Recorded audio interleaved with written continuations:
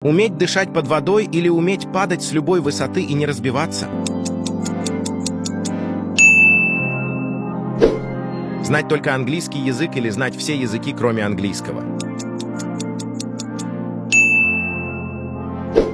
Поехать в Нью-Йорк одному или с первым человеком, кто выходит, когда нажимаешь «Поделиться» в WhatsApp?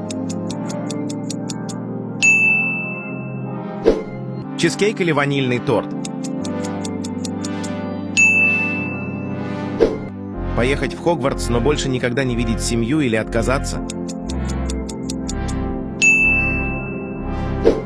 Быть бедным до конца жизни или быть богатым, но прожить лишь 10 лет?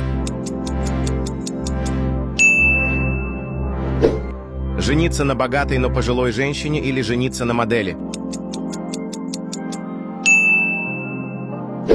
Идеальная память или мгновенное осваивание навыков?